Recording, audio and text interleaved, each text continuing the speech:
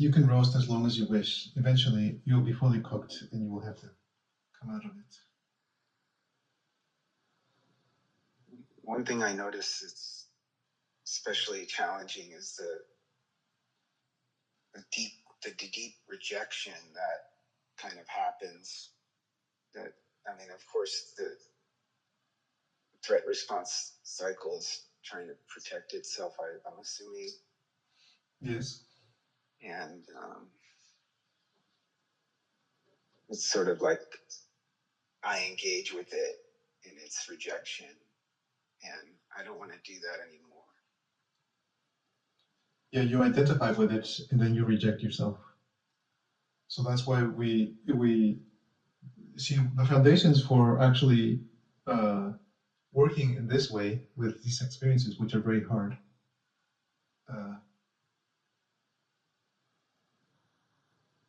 It sounds deceptively simple, but it is not so easy to allow oneself to actually engage with the experience of having a body right now, wherever my body is. It's here sitting in a posture in this place. And this body has to know, the being in it has to know that it is safe to be alive. This is key. If it's all about safety, well, I am alive. Can I actually engage with this aliveness inside? And what is that like? Aliveness by itself is very beautiful and neutral and very energizing. The vital force is flowing. But consciousness can know that this is a good thing as opposed to a bad thing, which will not be clear if I do not separate from the threat response. That is connected with the simple fact of being alive. Just being alive. Most people do not realize, they do not want to know. Oh, do you really know that you're alive? Shut up, I will punch you. They do not wish to know.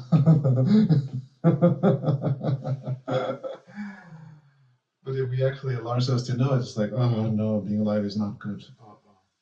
So that we have to be healed at that level. Then, oh yes, okay, I am alive. Okay, I can accept it. And then, is it safe to be alive? Well, where am I alive? In some limbo place, some non-existent location? No, I'm actually alive here, in this place, sitting here. This is where I'm alive. And we take that in. What does it feel like? What do the inner sensors tell me about what it is like to be alive here, in this place, right now? Immediately I take a deep breath. It is very good to be alive here in this moment. Can I allow myself to feel it in my face, in my chest, in my belly? Can I orient to that? This is the activity of consciousness, to become interested and to explore what experiences really are. And perhaps then I can become interested in anything that appears to be usually something that can be visually seen. I can see it, or smell it, or hear it, taste it, feel it with my skin, my body. I'm feeling the presence of the flowers. They are very close. I see them in the mirror of the screen, and I see them, they are here. And that pink color is very attractive to me for some reason. I don't need to know why. And it nourishes my heart somehow. I enjoy it. And so if we can answer these three questions satisfactorily, and this is the key, it is very hard to answer them satisfactorily. Very hard. Because the threat response cycle is motivated to deny, to interfere at every step. It does not want to know that it is alive, someone is alive. No. Then it doesn't want to know what it's like to know that I'm alive. No. Then it wants to deny that actually I'm alive someplace, not some limbo. Oh, actually I'm here. Take in the outside. Wow. No. Then what is it like to be engaged with being here, alive? No. It doesn't want to feel that either. So then we are not allowed to engage with interest or curiosity, with being alive, safe, inside, outside.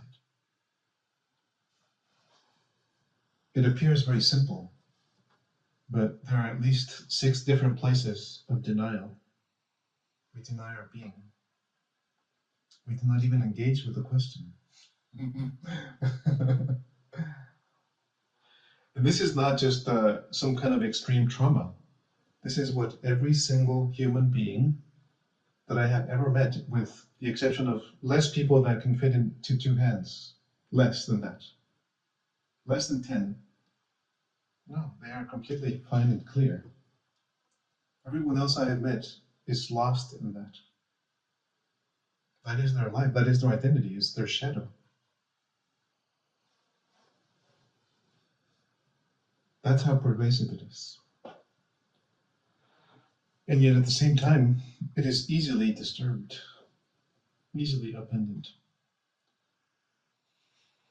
There's no inherent limitation in our biology to prevent this from taking place. The limitation is cooked up by ourselves in our consciousness. Because for whatever reasons, without blame, we are identified with the shadow, which is basically a threat-based entity, fear-based entity.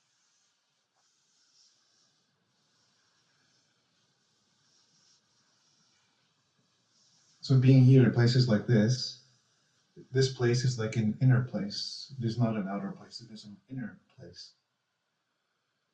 This is where it's like a lab where these experiments can be run over and over again, over and over again, over and over again, and to find out what the result is.